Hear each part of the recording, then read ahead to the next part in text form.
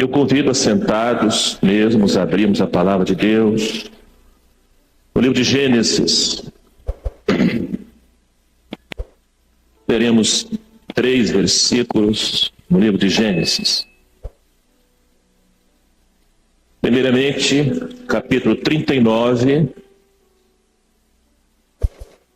no verso 2.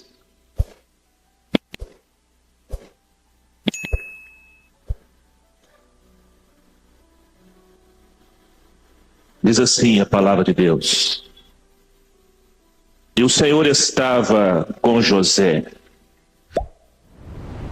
e foi varão próspero, e estava na casa de seu senhor egípcio. Versículo 21. O Senhor, porém, estava com José,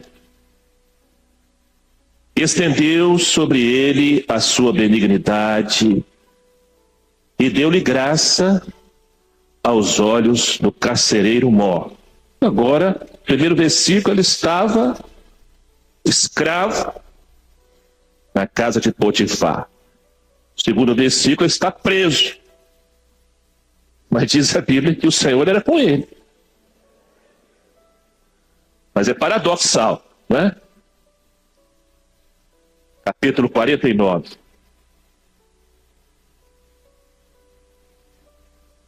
Versículo 22.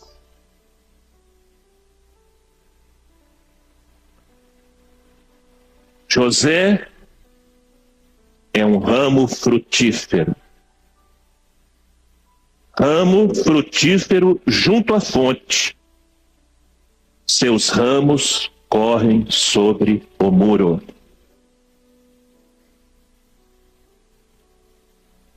Meus irmãos, José é um dos maiores exemplos de fidelidade na palavra de Deus. Alguns princípios ficam claros na vida deste jovem e que servem para todos nós. Primeiro, que ele sempre se manteve fiel a Deus.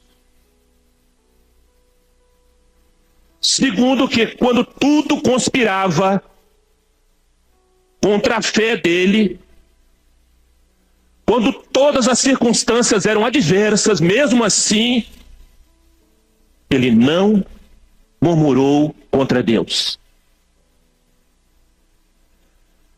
E aprenda uma coisa, queridos: a murmuração nunca vai te conduzir às vitórias que Deus tem para a sua vida. Mas a fidelidade, sim. José era bisneto de Abraão, neto de Isaque, filho de Jacó. E preste atenção num detalhe interessante. O primeiro filho de Jacó foi Rúben, com Lia. Mas o primeiro filho do amor de Jacó, porque a Bíblia diz que Jacó amava Raquel. Então o primogênito do amor de Jacó não foi Rúben. O primogênito do amor de Jacó foi José. José era o primogênito, entre aspas, do amor de Jacó. Por isso a Bíblia diz que Jacó o presenteou com uma veste diferente dos demais irmãos. Era uma veste colorida. Mas isso é um princípio bíblico mesmo, que a Bíblia mostra que Deus não aceita o nosso primeiro nascimento. Deus não aceita o nosso nascimento natural. É por isso que a Bíblia diz: necessário vos é nascer de novo. E nascer de novo é nascer gerado pelo amor e pela graça do Pai.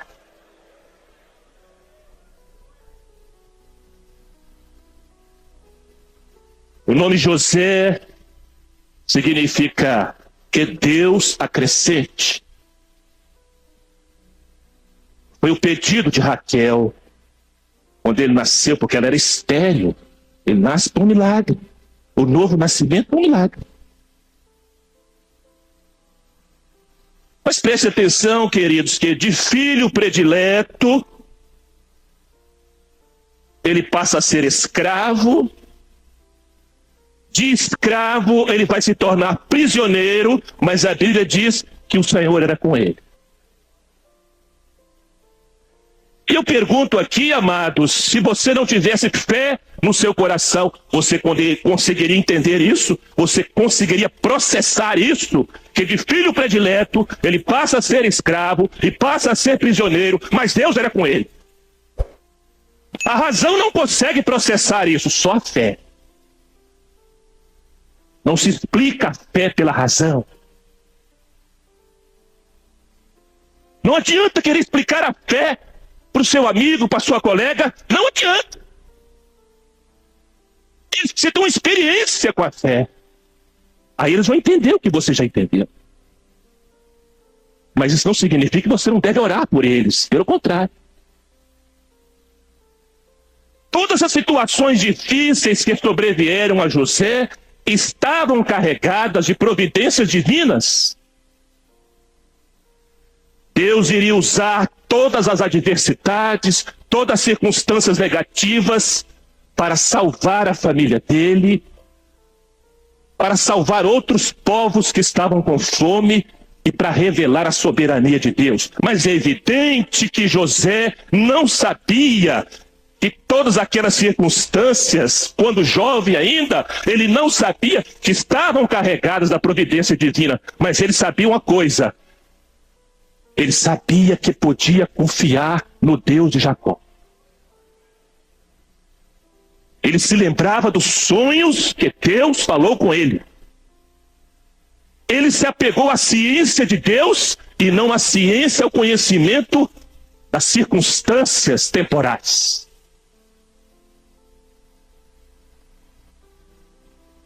E no livro de Atos dos Apóstolos, no capítulo 7, versículo 9, registra novamente essa questão.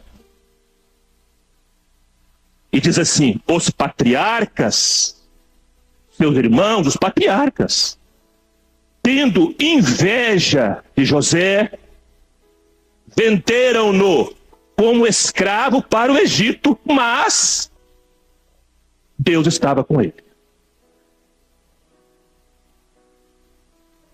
Queridos, a sua razão sempre vai confrontar com a sua fé. Não pense que a razão vai concordar com a fé. Porque a razão pergunta assim: se Deus estava com José, por que se tornou a mercadoria barata? Por que foi tão humilhado? Por que um moço de 17 anos, no alvorecer da sua juventude, está enfrentando tanto problema, tanta adversidade? Eu vou resumir aqui para os irmãos aqui o que ele, José, enfrentou. O que veio sobre José para tentar esmagar a fé dele. Primeiro lugar, Gênesis 37, 1 a 8. Ele enfrentou o ódio crescente dos seus irmãos. Meus irmãos, meus queridos, sofrer na mão de estranhos dói. Mas sofrer na mão de irmãos dói profundamente. Sofrer na mão de desconhecidos machuca. Mas sofrer nas mãos daqueles que são carne da nossa carne e sangue do nosso sangue fere profundamente o coração. E eu sei que alguns de vocês têm passado isso aqui dentro da sua casa, porque o Senhor mandou dizer isso aqui. Mas não se esqueça de uma coisa: o Senhor está contigo.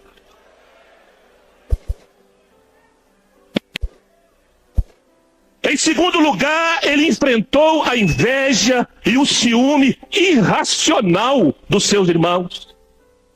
Gênesis 37, 11. Aprendam, jovens, uma coisa: o ciúme, a inveja é um pecado grave. É uma doença que corrói o bom senso. É uma doença que desestabiliza o equilíbrio emocional da pessoa e destrói a comunhão.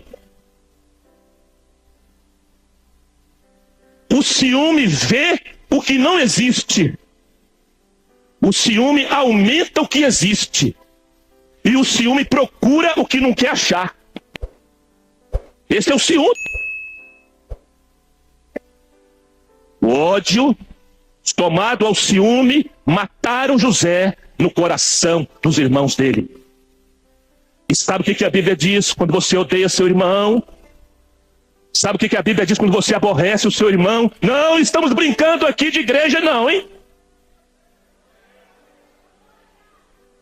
Nós precisamos desesperadamente voltar a viver a essência do Evangelho. E a Bíblia diz o seguinte, lá em 1 João 3,15, qualquer pastor, diácono, grupo de louvor, instrumentista, qualquer que aborrece, odeia seu irmão, é assassino, é homicida. E vós sabeis que nenhum homicida tem permanecente nele a vida eterna.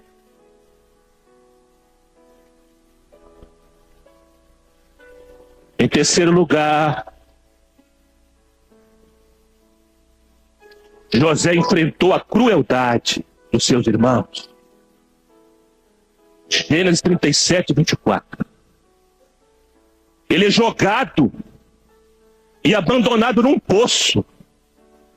Ele gritou, diz a Bíblia, ele pediu socorro. Enquanto isto, seus irmãos riam, comiam e bebiam. Isso é crueldade. Por acaso você está rindo, bebendo e comendo quando você está vendo alguém no poço? Tem algum coração aqui nesta manhã rindo, comendo e bebendo quando o seu irmão está no fundo do poço?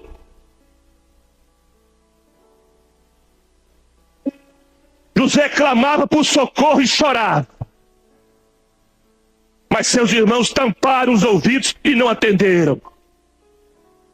O venderam com uma mercadoria sem valor, um objeto descartável.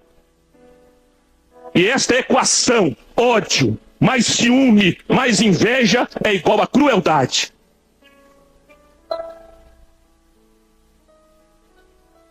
A crueldade se alimenta da mentira. A crueldade se alimenta do engano. Seus irmãos mentiram para o pai. Meus amados, a crueldade foi tão grande que eles desrespeitaram completamente o amor do pai Jacó por José. E eles tiraram a túnica do amor de José. Tiraram a túnica colorida de José. Sacrificaram um cabrito, um bode. E mancharam aquela túnica com sangue do cabrito. E tiveram a crueldade de mostrar a túnica para o pai. Para ele dizer o seguinte: seu filho tão querido, tão amado, morreu.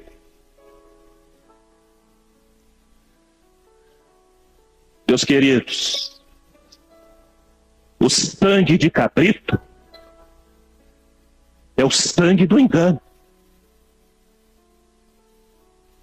É o sangue da mentira.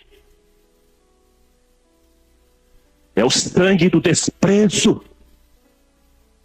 É o sangue do ódio.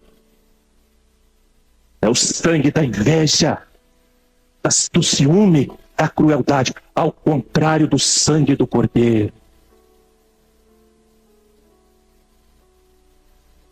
O sangue do Cordeiro é o sangue do amor. É o sangue do perdão. É o sangue da tolerância. É o sangue da misericórdia. É é o sangue da compaixão, é o sangue da graça, é o sangue da benignidade, é o sangue da humildade. E o Senhor mandou fazer uma pergunta muito séria aqui nesta manhã: qual destes dois sangues, qual destes dois sangues estão manchando a túnica espiritual que veste o seu coração nessa manhã? Qual desses dois sangues? É o sangue do cabrito, da violência, do engano, do desprezo, do desejar mal uns aos outros. É o sangue da malícia, da falsidade, da maldade. Quando os olhos do pai Jacó enxergaram aquele sangue na túnica de José, ele chorou, o coração dele doeu, o coração dele sangrou, porque ele falou assim: meu filho morreu nesse... Se o pai enxergar hoje esse sangue de cabrito na túnica espiritual que veste o nosso coração, o coração dele vai sangrar, o coração dele vai doar, o coração dele vai sentir, vai doer, e ele vai dizer: meu filho morreu nesse coração.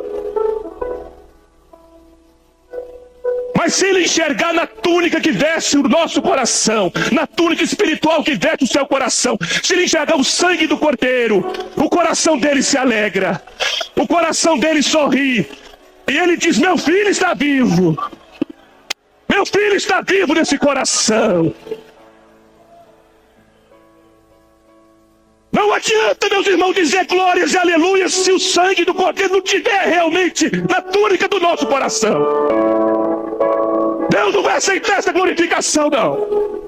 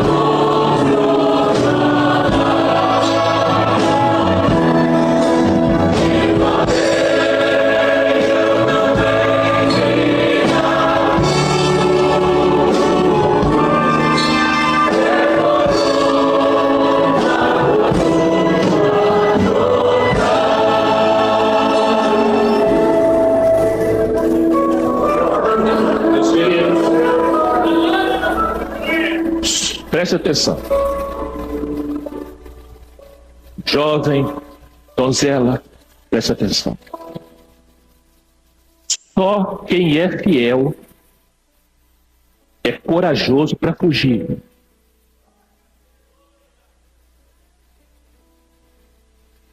Parece contraditório essa afirmação, mas a vida espiritual é assim mesmo. Em Gênesis 39:12, a Bíblia diz que José fugiu da sedução da mulher de Potifar. E quando Paulo escreve ao jovem Timóteo, ele diz o seguinte: foge, Timóteo, foge dos desejos da mocidade. Só quem é fiel é corajoso para fugir. Foge da carne, queridos. Fujam das paixões da mocidade. Fugir aqui não é ser medroso, não é ser covarde, é ser valente. é ser fiel, sabe por quê? A carne é fraca e ela não resiste. Não brinque com a carne. Quando Paulo fala sobre opressão, sobre enfrentar o adversário, ele fala resistir, não no grito. Resistir no jejum, na madrugada, no clamor pelo sangue de Jesus.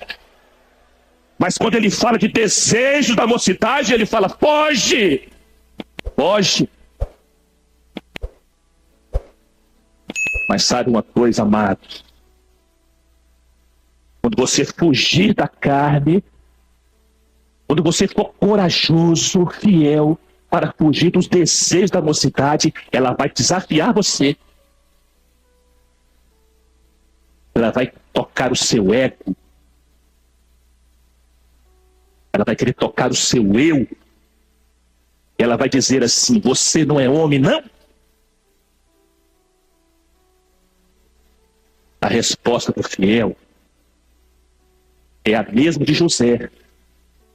Sabe qual foi a resposta que José deu para a mulher de Potifar? Como poderia eu pecar contra Deus? José preferiu perder sua liberdade física a perder sua comunhão com Deus. Ele estava pronto até para morrer, menos para pecar. José é um exemplo extraordinário. Quem somos nós para chegar aos pés de José em termos de fidelidade? Quem somos nós? Amados, José enfrentou a demora de Deus. José enfrentou uma das situações mais difíceis de um crente, de um servo, de uma serva de ministrar, que é a aparente demora de Deus. Quando entramos num período de provas, de deserto, de sofrimentos, nossa fé é questionada. José passou, preste atenção, José passou longos 13 anos de adversidades, lutas e fortes rajadas de ventos contrários. Mas Deus estava com ele. Você está num processo longo já de lutas, de provas, de ventos contrários. Continue fiel. Porque Deus está contigo.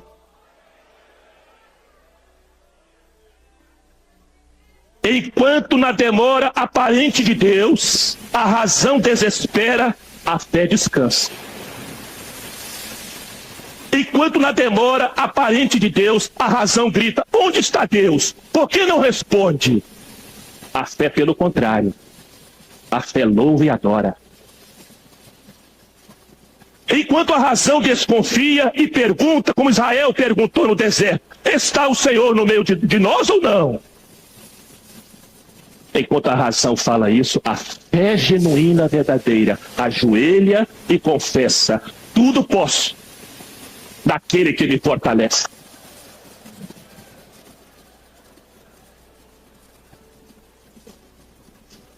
A Bíblia ensina, queridos, que há um plano perfeito traçado por Deus no céu.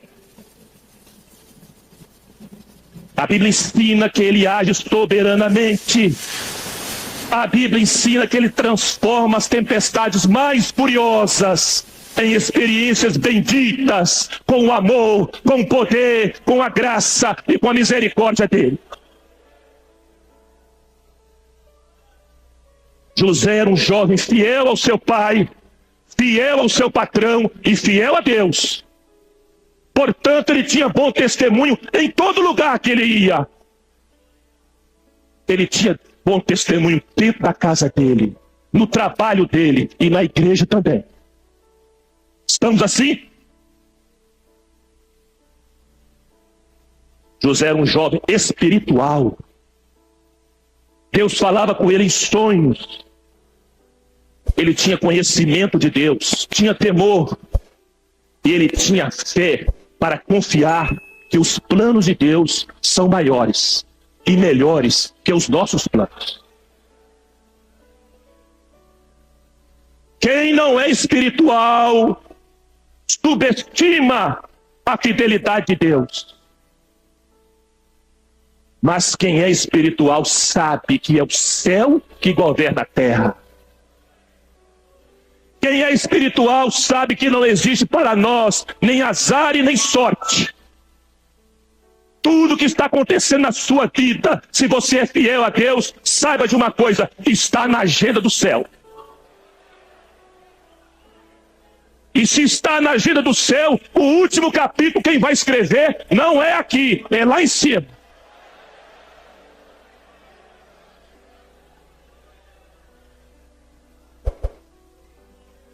José não era uma pessoa mesquinha. José não era uma pessoa rancorosa. José não era uma pessoa vingativa. José vai viver, não falar, não pregar. Vou repetir, ele vai viver e não falar só. Ele vai viver o que eu considero, pessoalmente, a maior característica dele como tipo, como pré-figura de Jesus no Velho Testamento. Ele vai perdoar. Ele vai perdoar. Ele não vai discutir os termos do perdão. Ele não vai fazer como nós, colocar condições para perdoar. Perdão da Bíblia não é acordo. Perdão é perdão. Perdão não é acordo. Perdão é perdão. Está zerada a dívida. Dos teus pecados não me lembro mais. Nós não perdoamos assim não. Olha, nós estamos aqui para tocar alguns pontos aqui, que eu não sei se todos vão gostar, mas eu também não estou preocupado. Desculpe aqui, minha franqueza. Porque eu vou falar o que o Senhor mandou falar. Nós não perdoamos assim não, viu? Nós estabelecemos condições para perdoar. Eu te perdoo, mas... eu te perdoo, vírgula. José não fez isso não. Todo o ódio dos irmãos por ele,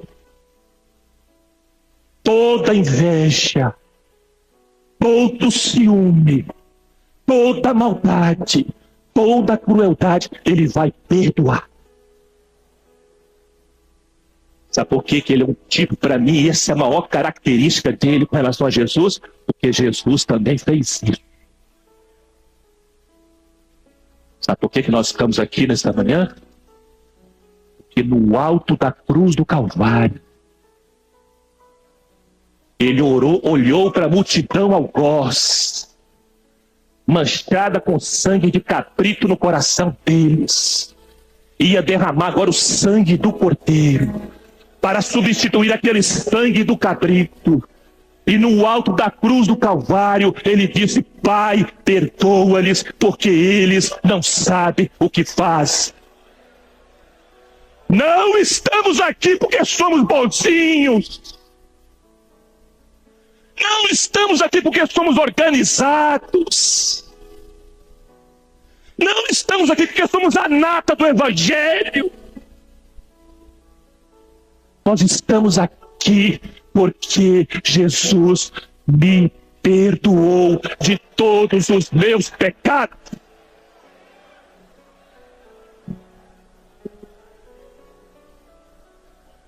Quando Jesus lavou os pés de Judas, ele lavou com o mesmo amor, com o mesmo carinho, com a mesma humildade que ele lavou os pés de Pedro, de João, de Tiago, de Bartolomeu, de Filipe. Jesus deu o exemplo.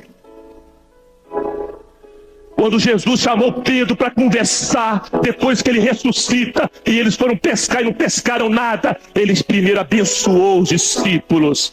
Quando eles chegaram na praia, a bênção estava pronta. Pão, peixe e brasa no altar, palavra de salvação, operação do Espírito Santo. Era isso que a igreja precisava. E quando ele vai conversar com Pedro, os irmãos sabem o que ele falou. Pedro, por que você me negou? Foi isso, irmãos? Pedro, eu não te disse.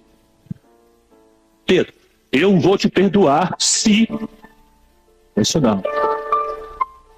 Pedro, tu me amas? Falou do amor. Ele não falou da mágoa. Ele não falou da mágoa.